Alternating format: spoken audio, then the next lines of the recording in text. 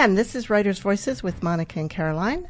I'm your host, Monica Hadley, and with me is my co-host, Caroline Kilborn. And good afternoon, everyone. It's cloudy, but it's not snowing. It's not raining. We're happy. That is true. And we have a very special show in store today, but unfortunately our guest has not yet called in. We're scrambling. This is the danger of live radio. We're scrambling at the moment. But we can talk about the book. Trying to locate him. So, Mom, why don't you tell us, who are we hoping to speak with today? Well, we're hoping to speak with a... that must be him. Let's hope.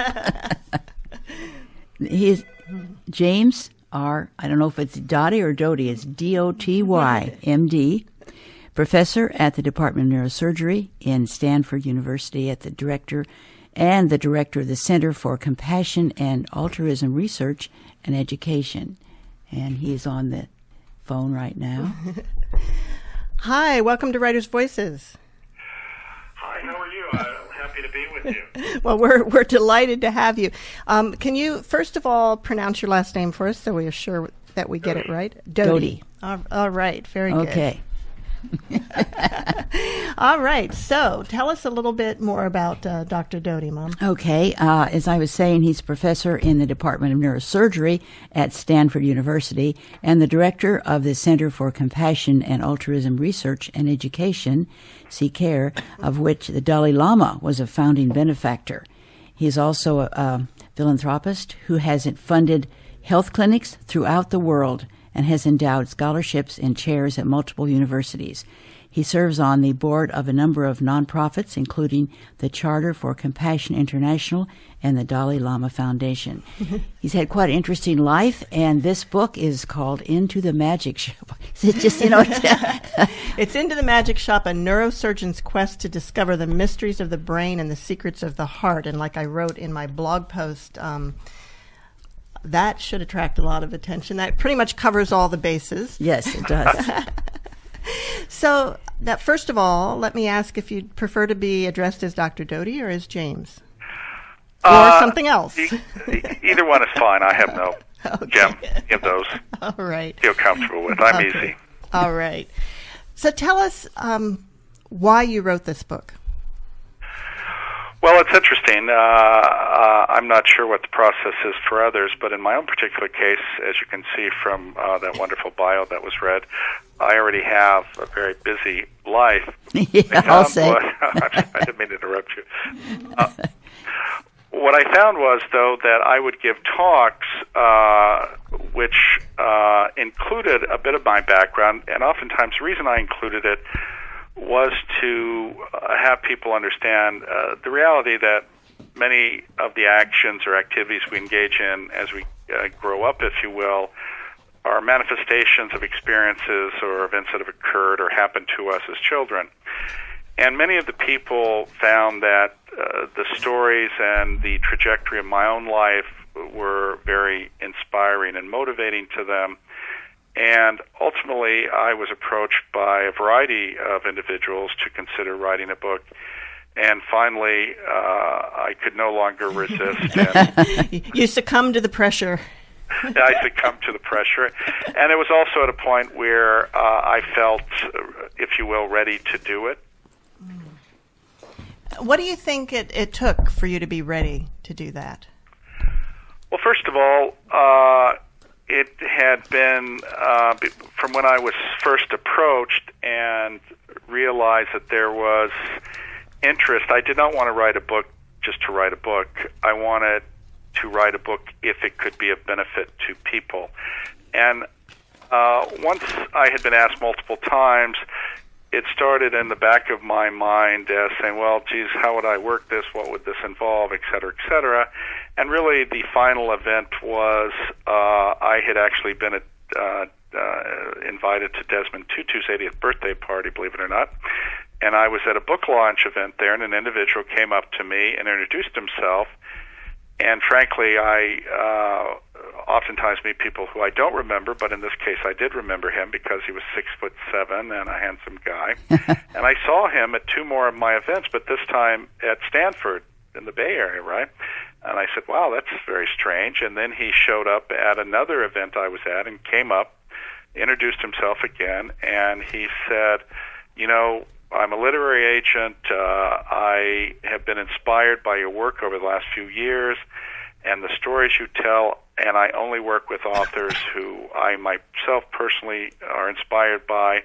Additionally, my father's my hero. He's elderly. I've shown him some of your videos, and he's been very moved, and I would really like to do this for my father. Well, how could I resist that pitch? Oh, yeah, absolutely. Now, what's interesting about that is I agreed to do it, and he and I worked together over a 3-month period to sort of develop a proposal, and he ultimately had me speak to a variety of editors at publishing houses. And then it actually went to auction, and for not an insignificant sum. And what's amazing, within, I think, the first 2 weeks, the rights sold in 12 countries based on just the proposal. Well, I think that tells you that there's a hunger for this kind of information. No, I think that's right. Now, what's interesting is I never Googled him or asked for any further information from him once he and I had that conversation. It actually turned out he was Desmond Tutu's literary agent and had been Mandela's agent, had done a book with Richard Branson and other notable individuals, and it had, I think, 4 New York Times bestselling authors in the last year. So Whoa. You were in good company. Good company, yes. yes. Wow. So it took 3 months to put together the proposal. It sounds like from there things moved very quickly. Yeah, so it does take time, even though I had told many stories, and we also went through other aspects of my life. Putting in the context of an arc of a story, as you probably know, is a little bit more difficult. Right. And then over the next 2 years, from 5 to 7 in the morning, at least twice a week, I worked on this book, and ultimately it manifested. Wow. So, did you write it yourself? No. As I recall. Well, sometimes people who are as successful as you are at something else, when they go to write a book, they bring in a ghostwriter, and they may not always reveal, and so maybe I'm not even supposed to ask that question. No, but what I will tell you is, though, he is a person who's really a wonderful woman by the name of Laura Love, actually. And as this was a new sort of area to me, what we would do is I would write or dictate, and then she forced me to stay focused and in the context of the trajectory of the story, although it changed somewhat. And then there would be areas where she would say, look, Jim, you need some more dialogue here, or I think this is what you should focus on here, and that's what I would do. And she did contribute some to that as well, so I don't want to say that she did not. So, so what you really had was a writing coach. Actually, yeah. And it was wonderful, though, and we actually became very close friends. In fact, actually, it was interesting. I had her, I told you I was doing this from 5 to 7 in the morning, right? So usually we'd meet in my office, but one time in my office at work, but one time we met at my home office, and I forgot to tell my wife. She was not up at 5, so she walks into my office, and I'm with this attractive woman at 5 in the morning, having coffee, right? Now, are you normally a morning person? Yes, Okay. I usually wake up quite early. That's good, because for me to write a book at 5 to 7 in the morning, it would not happen. Would not be done. Yeah, okay. Yeah, could not be done. Now, maybe midnight to 2 a.m. I might pull it off. Well, remember, I'm a neurosurgeon, so my day actually starts at 6. Oh, wow. Yeah. Or 6:30, so that was not an unusual time to be up. So, as you mentioned, you are a neurosurgeon, which we have this image of being a very scientific kind of career, and yet your book might be called a little new agey. You know, it's geez, I hope it's not. But I think because I do clearly indicate I have no belief system. In fact, I think I very explicitly say I'm an atheist. So there are not many New Agey people who are atheists. But as you notice from the list of individuals who've given endorsements, some of them are the most well-respected spiritual and religious leaders in the world, right? Mm-hmm. But you also have very prominent business people as well as neuroscientists. I think there is a component clearly of spirituality in there. I comment on events that occur to me, or at least I lay out events that occur to me, but I don't put any type of connotation other than these events occurred. And they may be extraordinarily moving events, but I don't attribute that to necessarily a higher power. Now, the other side of the coin, though, is knowing all of these spiritual people who I do have personal relationships with, there's not a one of them who doesn't believe I'm a highly spiritual person. It's interesting, isn't it? Yeah, and I can understand that. I can too. Yeah. Oh, yeah. You know, I sometimes, I used to have a problem with, you know, I don't know if you know much about Fairfield, which is where the station is. It's the center of the Transcendental Meditation movement in the United States. Okay, I got Fairfield, Iowa. Fairfield, Iowa, the home. Oh, of course. In fact, I've been invited there many, many times. Have you been here? No, I haven't. You know, the problem for me is I would love to be everywhere. Right. Oh, sure. I just, unfortunately, I have a job that requires me to be here. Well, I'll put a plug in if you ever do have the time to come to Fairfield. We would love to have you, and I think you would love Fairfield, too. Well, you know, my wife is very interested in Ayurvedic medicine as well. Ah, yes.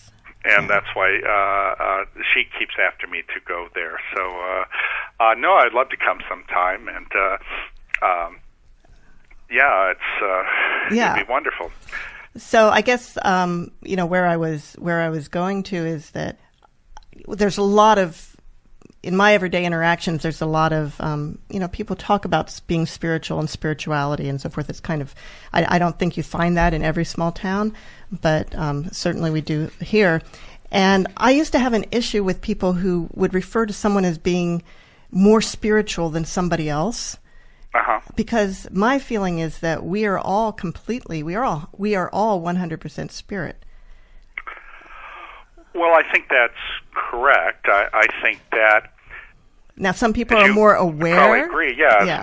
Some individuals are more connected to that reality than others. Right. Some people feel much more a part of, if you will, this idea of oneness and that we're all interconnected than other people, and I think that's probably what they refer to. You know, when you mention New Agey, you know, I think sometimes people go off with, when people use that term, things such as crystals or energy fields and all of these things which are not my domain. And I won't comment any further, but that's not necessarily my interest. My interest is giving tools and inspiration through my own experience, and not necessarily naming it other than this was an event that happened to me and it had this effect. And through this science that I have worked in this field of neuroscience and psychology, we can document physiologic changes. We can see how epigenetic phenomena occur when these types of techniques are utilized. So my interest is a very secular one based on science, not so much promoting the use of crystals or any other types of things of which I don't have experience and of which, at least from a traditional science perspective, there's not a lot of evidence to support. Well, I guess at one time, you know, meditation, which is part of the technique that you learned, was considered New Age, but it really isn't anymore, is it? No, I think, in fact, I would suggest to you that it has become completely mainstream, and it shows you that many things that have been considered heretical in the context of science, in fact, end up once studied, clearly have a scientific basis, and I think meditation is one of those. That while these types of practices began with Eastern religions, that it has been found after one, if you will, strips off the dogma, that these techniques are extraordinarily powerful. And I think it also emphasizes, and in fact probably where some of the more New Agey stuff comes from, is the fact that we do not appreciate the power that we have over our own life and our own bodies in the context of changing things. Mm-hmm. And in fact, this is the basis of the placebo effect. How is it possible that you have one drug that's a sugar pill and you have another that theoretically has these active components, yet in 80% of both groups of people who are given them, they have an effect, an identical or similar effect physiologically. And it clearly has to be because having a belief in the ability of something to do something makes it happen. And so whether it's a belief in the energy of crystals or a belief in different types of therapies that we may not see per se a scientific basis for through traditional mechanisms, what we do know, though, is that your own belief system and getting to that, if you will, can have really quite profound effects on your physiology. That's why whenever I'm prescribed something, or if I was in the hospital any time and they came with a pill, I would ask them, now, what is this supposed to do? So you could focus on getting it to do that. Yeah, that's right. That's what I did. That too, but she just never takes it after they give it to her. Well, the thing I'm wondering is, I understand the placebo effect, that you can take something that's a sugar pill and has the effect because of the belief, but is the opposite true? If you take an actual drug and without belief, will it still work? Well, I would actually give you a couple sort of examples that may support that. There have been individuals who are great meditators, if you will, and have been given certain types of drugs, whether they be psychedelics or other types of drugs, which we do know have an effect, and they have absolutely no effect on them. So I think it can work both ways. So again, it really emphasizes the reality that our consciousness has a huge impact on this vessel we call our body. And this is also an explanation, as an example, of why monks, and there's actually a guy, I think his name, I can't think of his name, but he's in Belgium, who has climbed Mount Everest in shorts. Oh my gosh! And can go swimming in, very, very cold water, and can sit for 2 hours or 3 hours in ice water, because he has this incredible control over his physiology. And this is something that each of us, I really believe, has the ability to do. And what I do in the context of my book is to give a very much an example of my own experience and the techniques that I use to accomplish the same thing.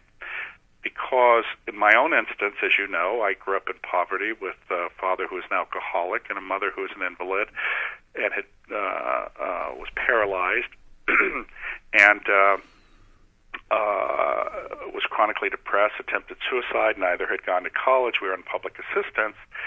And through walking into a magic shop and meeting a woman who happened to be there, not the owner, but the owner's mother, who knew nothing about magic per se, in a period of 6 weeks interacting with this woman, she really gave me a set of tools that very much allowed me to do things that I'm talking about, which was to see the world in a different way and to give me tools that allowed me to change my own circumstance in the world and how I reacted to my own circumstance. So I say that it was my first experience with this idea of neuroplasticity, or, if you will, hardwiring your brain in a different way, or rewiring your brain, if you will. You're listening to Writers' Voices with Monica and Caroline, and our guest today is Dr. James Doty, the author of Into the Magic Shop, a neurosurgeon's quest to discover the mysteries of the brain and the secrets of the heart. I'm so glad that you mentioned the vagus nerve, because I've known about that for some time, and I use it frequently. I'm a singer, so I can belly breathe very easily, and it's it's very helpful. Like you're in the dentist chair, you know, and they're drilling in your teeth. No, that's right. That's right. Yeah. And utilizing these techniques in a variety of areas that are either stressful or painful or could be painful really can have a quite a profound effect. And what people don't also appreciate is that when you change how you react in the world changes how it reacts to you. Mm-hmm. Well, that's a very important point. And, it is. And there's actually, this book is amazing, and I think it's one of the few books I will say on the show everybody should read. Yes, I agree. Totally. And it's more than just lessons about neuroplasticity and so forth. There's a number of different things that you can take away from this book as the most important thing. Yeah. And one of them is the fact that this woman in the magic shop, the impact that she had on your life, and the lesson of how we can have an impact on somebody else and not sometimes even know it, but sometimes you do know and you're making an effort. But it changed the world for you. No, and I think that is one of the gifts of this book, is that it shows by my own example how one person's intervention, taking the time, and also recognizing that I had potential. And even though I was in this particular circumstance, she saw within me something that made her reach out to try to help me, which she profoundly did. And the wonderful thing is each of us, no matter who we are, have the ability to impact another's life in a positive way.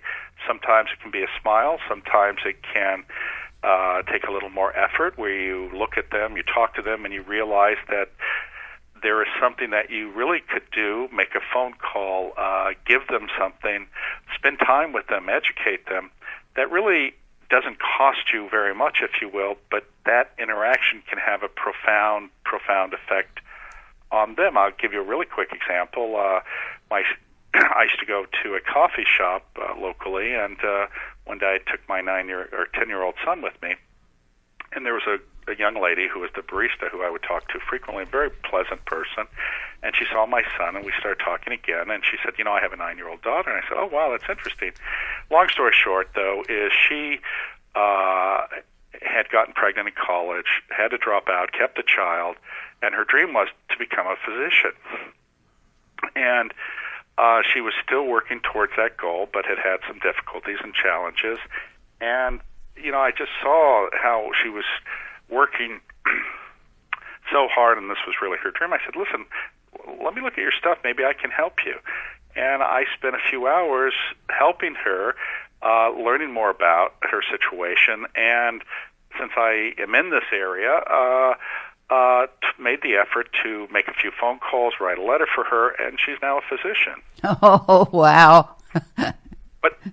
And I'm not saying that to toot my own horn, but I'm just saying that each of us has a gift to give to another. Mm-hmm. And we may not even realize what that gift is. And that great thing is, when you give that gift away freely, it turns out being an incredible gift for yourself in terms of your own physiology and making you feel better. And in some ways, this gets back to this book and the neuroscience, which is that there is a remarkable amount of evidence that shows that when you care or nurture another, it has a huge effect on your own physiology. And in fact, there was a study that was done in terms of volunteering in women over the age of 65. One group did, one group did not.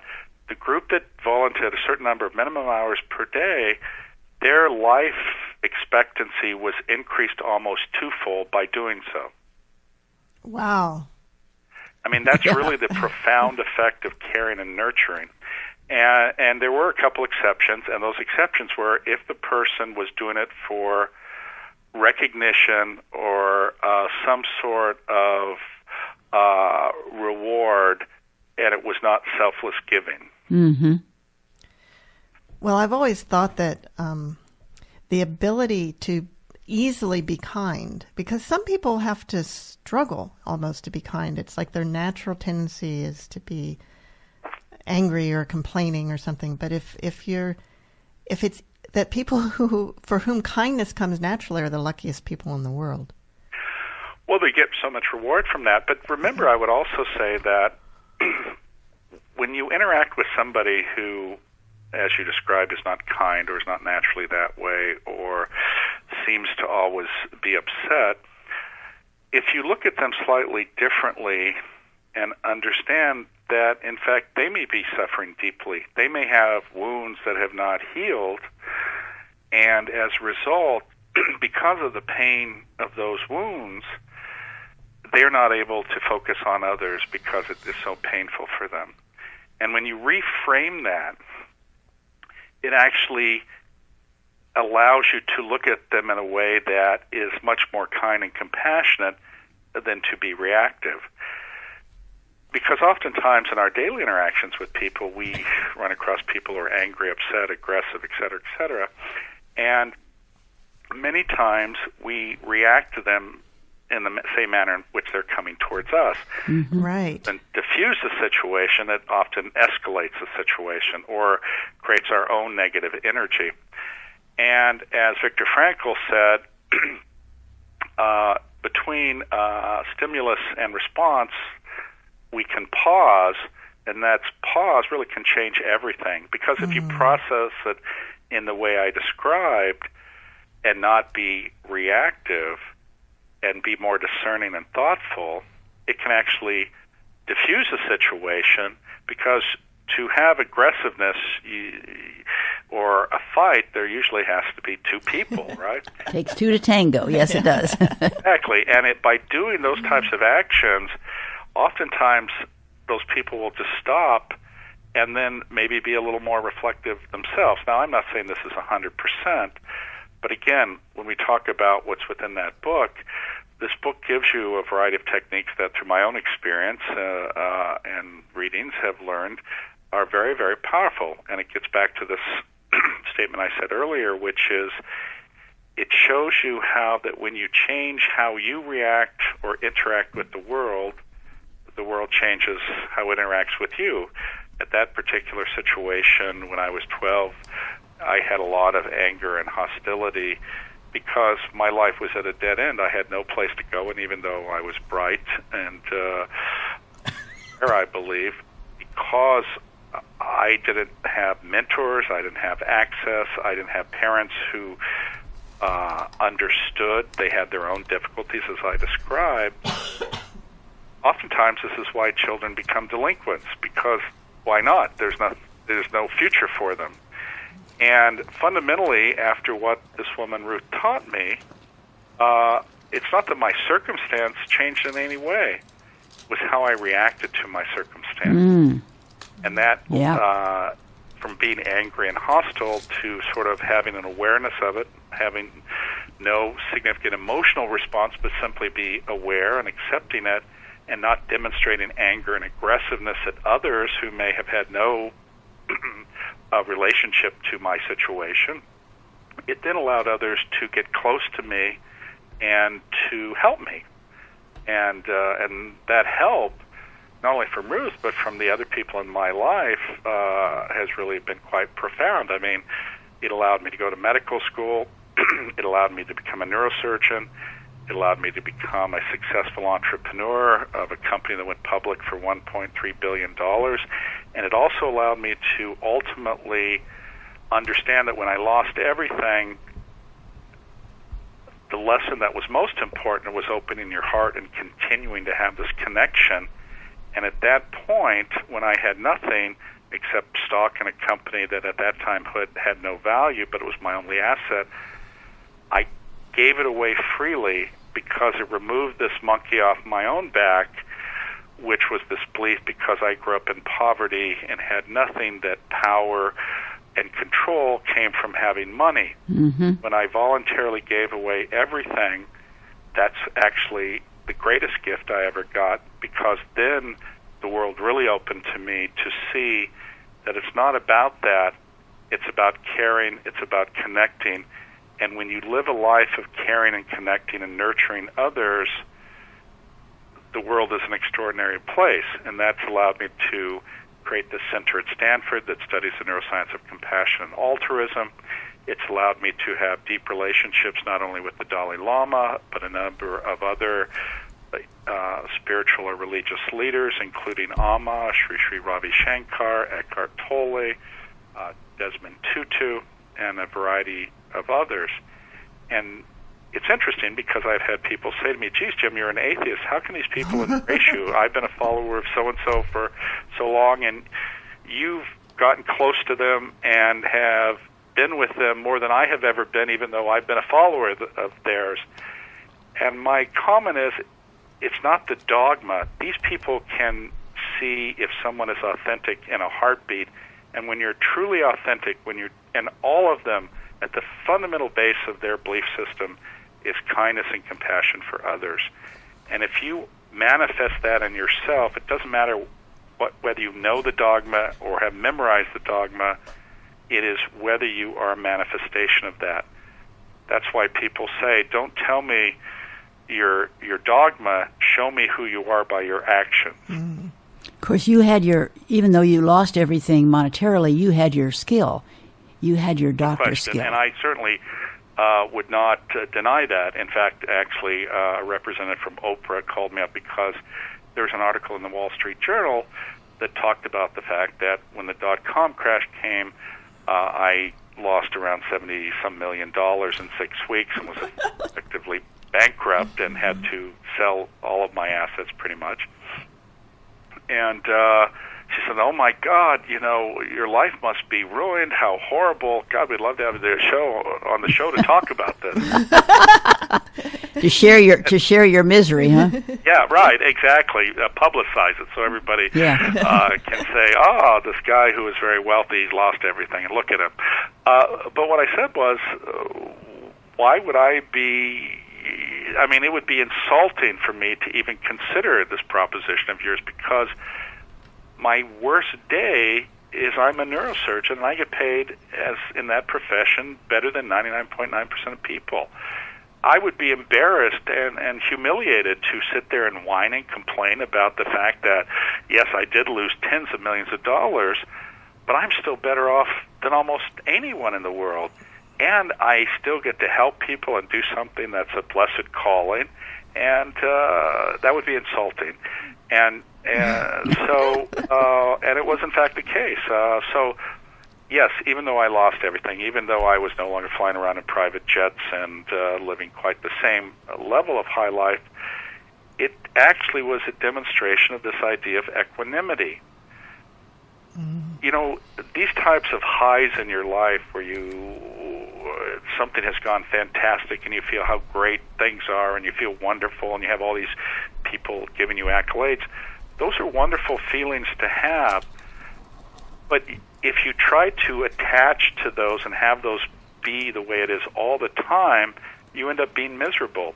Did I enjoy the wealth and all those doing those things and interacting in some very unique situations? Of course I did. But when I lost them, it was perfectly fine too. I held them and enjoyed them when they were present, but it did not ruin me by not having them when they were gone. And it's just like when you have downturns in your life. In almost all situations, they're transient. And if you sit there and have an attachment to that in the sense you go, oh, woe is me, everything is horrible, it's going to always be this way, yes, you can make yourself very unhappy. But if you sit there and say, this is a temporary downturn, invariably things will come up and improve. I will have an evenness of temperament. You don't have these extremes of happiness and unhappiness. Mm-hmm. It makes a big difference, being even-tempered. You're listening to Writers' Voices with Monica and Caroline, and our guest today is Dr. James Doty, author of Into the Magic Shop. James, would you like to read a little bit from the book for us today? Sure. Let me get one. All right. Hold on for 1 second. Okay, well, while he's doing that, we'll talk. He had mentioned some of the endorsements that he had received. And, like on the back cover, we have an endorsement from His Holiness the Dalai Lama, one from Arianna Huffington, who's the founder of Huffington Post, one from Dean Ornish, M.D., who's also a well-known physician, author of The Spectrum, one from Rick Hansen, who is an author of Hardwiring Happiness, and I know we've had him on the show before. That wasn't for that book, but it was for a different book. And then in the front of the book, we've got everyone, all kinds. Everyone from Deepak Chopra to Sri Sri Ravi Shankar, both of whom I believe have spent time in Fairfield in years past. And another Fairfield connection is Marcy Shimoff, the author of Happy for No Reason, excuse me, and Chicken Soup for the Woman's Soul. And she's another former Fairfielder. So we've got a lot of Fairfield connection here. Yeah, a lot of wonderful people have been kind enough to say very kind words. You know, one person who also was great was John Kabat-Zinn. I don't know if you know that name. He's the founder of mindfulness-based stress reduction. And he said, actually I was with him recently in an event, he said this book was probably one of the most profound books he's ever read. And it is a series of Zen koans, if you were into Zen Buddhism. And actually a number of people, in fact, one quote or one endorsement you didn't mention, which is actually quite interesting because it might be unexpected, is Glenn Beck. I don't know. I did see that one. As you know, he's a right-wing pundit. And in fact, he's quite religious. And in fact, there are a number of very positive quotes from very religious people about this book, even though in no way is this meant to be a religious book per se.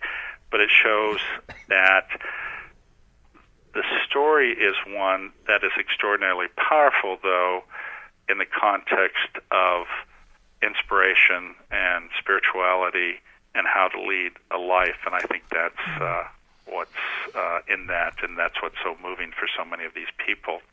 But I'd like to read with you for a little bit, and this is from a chapter called Growing Pains, and I'll just start there if that's okay. That's fine. Perfect. I left earlier than usual for the Magic Shop because it was expected to be one of the hottest August days on record in Lancaster, triple digits. The sky was full of wispy clouds that looked more sooty than white. It wasn't sunny and it wasn't cloudy, and everywhere you looked was either brown or gray. I could feel the heat coming up from the ground through the pedals on my bike, so hot I thought it would singe the hair on my legs. I had to alternate one hand at a time on the handlebars so both hands didn't feel like they were burning. I tried riding no-handed for a while down Avenue K and was just getting up a good rhythm when I heard yelling from the field next to the Episcopal Church. I recognized the bigger kid, the one who was throwing the punches. He was 2 grades above me, and both my brother and I had been pushed around, hit a few times, and even spat on by him and his trusty sidekick. They were a gang of 2 and pretty much ruled Lancaster in the afternoon between the hours of 3 and 5 during the school year. Obviously, they were operating on extended summer hours because it was not even 10 a.m., and I could see one of them punching and kicking a kid while the other yelled and laughed. I couldn't see who it was because the kid on the ground was curled up and had his head down. His arms were wrapped around the top of his head trying to protect it.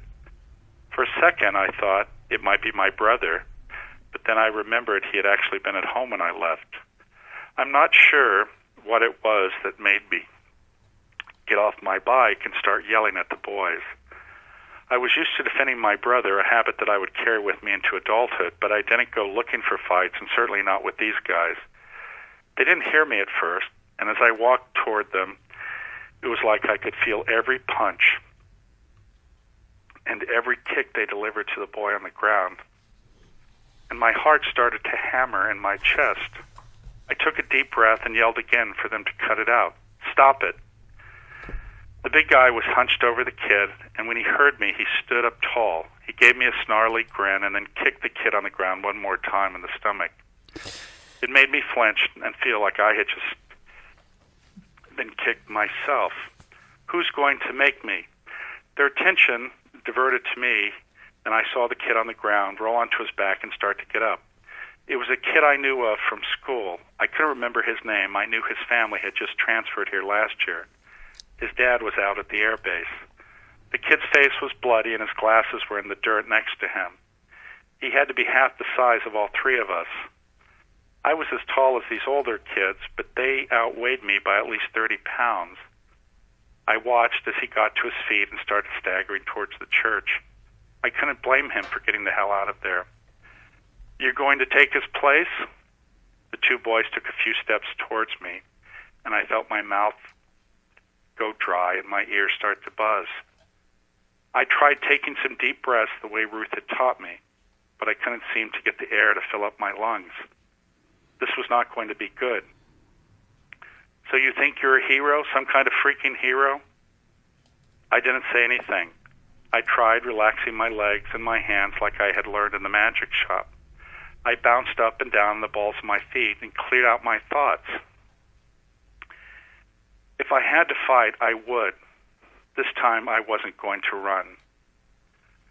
I'm going to kick your ass, and then we're going to take your bike. I still didn't say anything. I sensed the sidekick moving behind me a little, but I just stared straight at the guy who liked to punch and kick. He was the one who called the shots for the pair. He moved his face so close to my face that I could see some sort of white gunk in the corner of his mouth.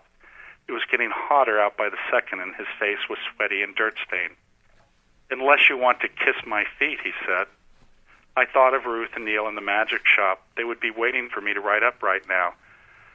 Would Ruth think I had skipped a day with her when I didn't show up? Would anyone find me out here bleeding? Did the other kid go to get help? Did this guy wake up and have his cereal and milk and just run out of the house ready to beat people up, all without ever wiping his mouth?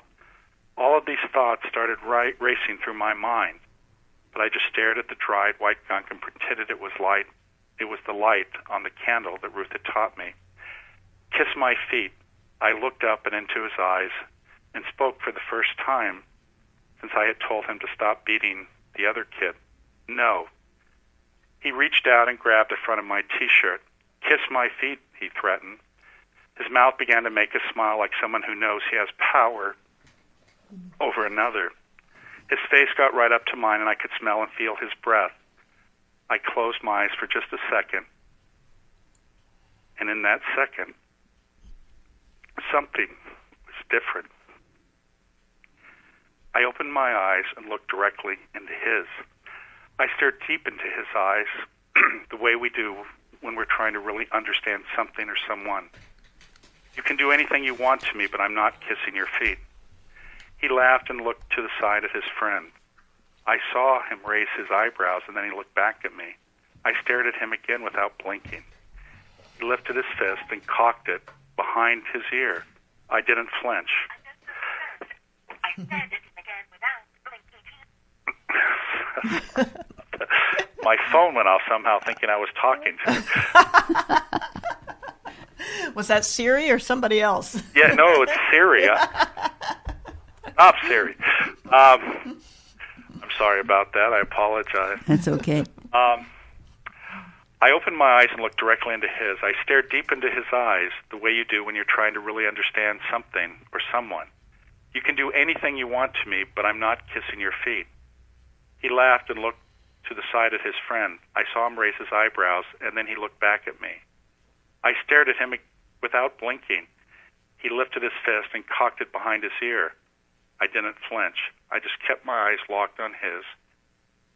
And in that moment, I didn't care that he was bigger than me or that there was some other kid's blood on his fist. I wasn't going to back down.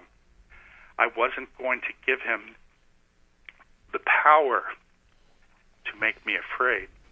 I wasn't going to kiss his feet or anyone's feet, ever. And for a second, our eyes locked together, and I saw him, and he knew I saw him. I saw his own pain and fear, a pain and fear that he had tried to hide with his bullying.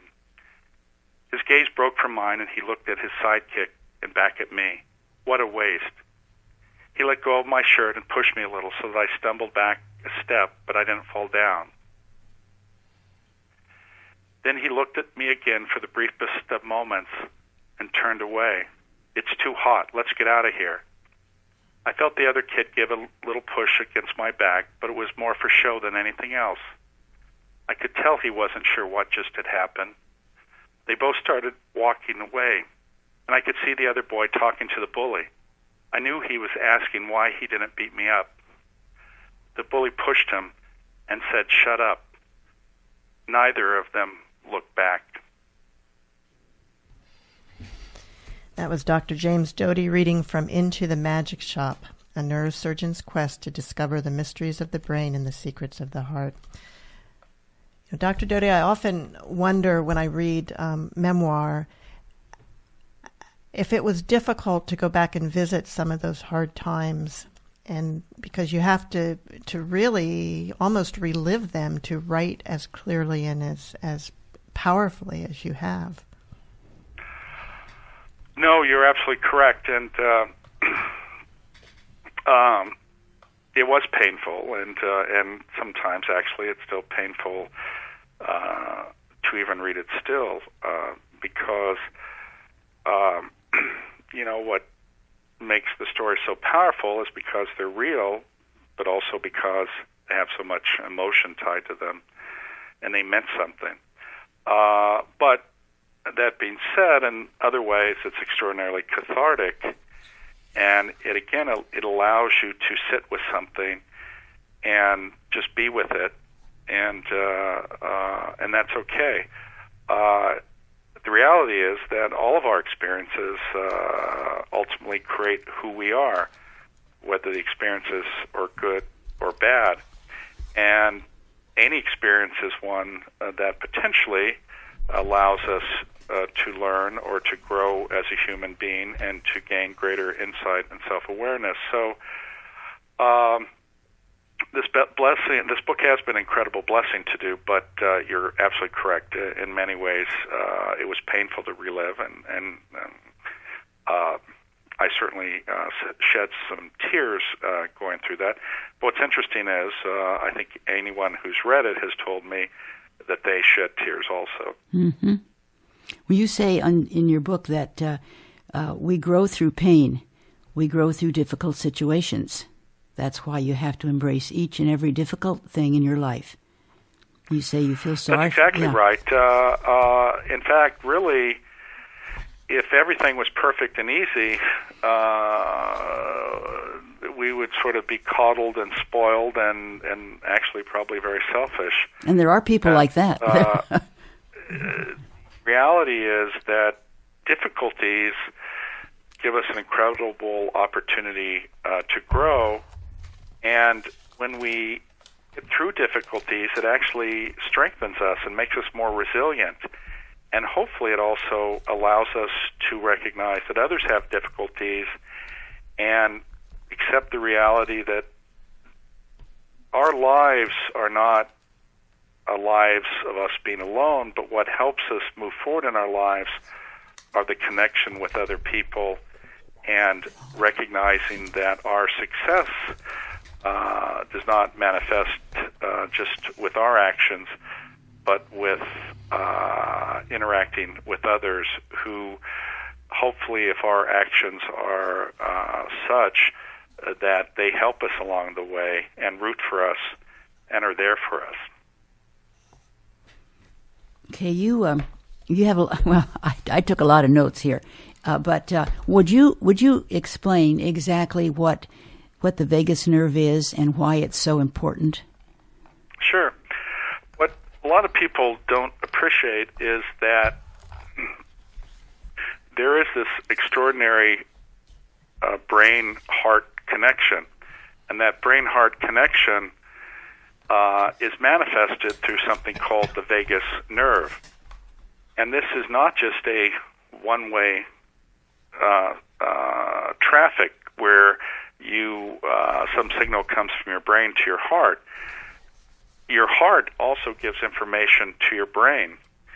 And there, as part of the vagus nerve, manifested within this is something called the autonomic nervous system. And this is the system that is one part, the sympathetic nervous system, which is associated with what many of us call the fight or flight mechanism. Mm-hmm. And then the other is the parasympathetic nervous system, which is often associated with relaxation or connection. And for so many people in the world, the nature of their functioning in the world, remember, we were never meant to live in a modern, technologically advanced world. Our DNA has not changed in the last 200,000 years. And we're used to actually spending most of our time relaxed, connecting, caring for our offspring and those who are part of our group, and then responding to threat, but it's an immediate threat. In modern society, there's sort of a chronic distractions or sensory overload, which kicks in the sympathetic nervous system and results in the release of hormones that are very deleterious to our health. And as a result, people have increased blood pressure, decreased cardiac function, depressed immune systems, and the release of stressor hormones such as cortisol. And in the long term, these are very, very negative in terms of health.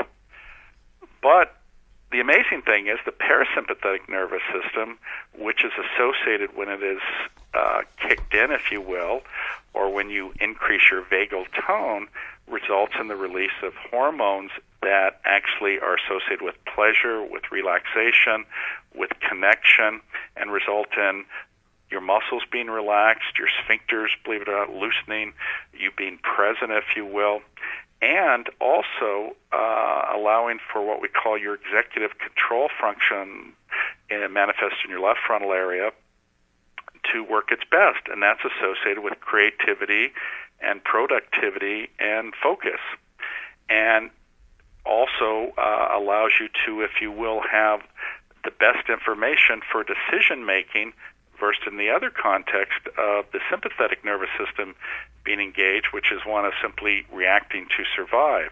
And those are completely different circumstances. So there is this connection, and in emotional states, believe it or not, your heart can be profoundly affected. And in fact, there's something called broken heart syndrome. I know, that was described in Japan. That was interesting. People, because they were so emotional, it had such a profound effect on their heart that their heart just stopped. Wow. Broken heart for sure.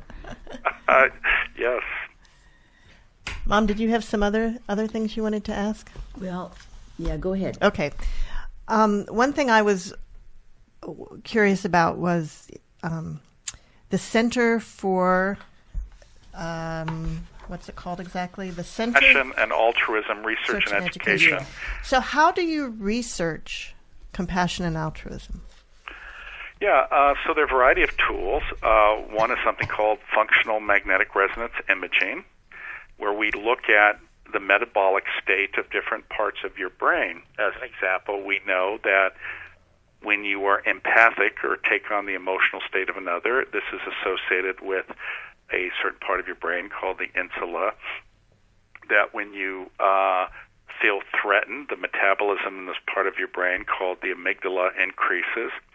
And then actually when you're kind or are giving to another, these areas of your brain that are associated with reward, such as the nucleus accumbens, also increase in their metabolism. So that's one way. The other is by measuring different parameters in your blood.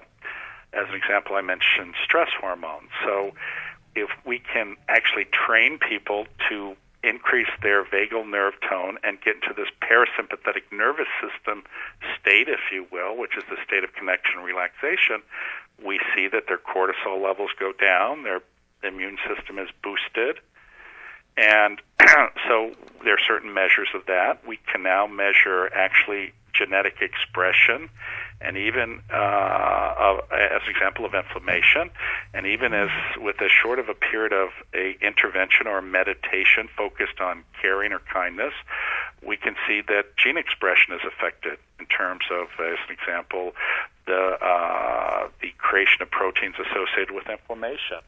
And then there's self-report studies, which is another way. So there's a whole broad, wide variety of techniques where we can examine, if you will. So the results of this research have a practical application. Absolutely. We've developed different interventions or techniques, compassion cultivation training, compassion skills training, resilience training, whereby individuals who, if you will, are stressed out, who are not particularly compassionate, if you will, can be trained to maximize their genetic potential for being compassionate. And the importance of this is that it makes you feel better, it gives your life meaning, and it is associated with significant improvements in physical and mental health, and ultimately in longevity. Well, Dr. Doty, we are unfortunately out of time. We could go another hour. Yeah, we could. Absolutely. So thank you so much for being with us today. Well, thank you so much, and I appreciate your kindness. And again, I thank your listeners for hopefully buying this book, and yes. I hope it does, in fact, help them lead their lives and give some inspiration, which is what all of us look for in our lives. Absolutely. And I hope you do make it to Fairfield one of these days. Oh, yes. And please, if you do, let us stop know. and see us. Yeah. Mom, do you have some final words for us today? I do. That this is perfect for this gentleman. Success is about making a difference, not just about making money. If you missed part of the show, we're rebroadcasting Monday morning at 8 a.m. See you next week on Writers' Voices.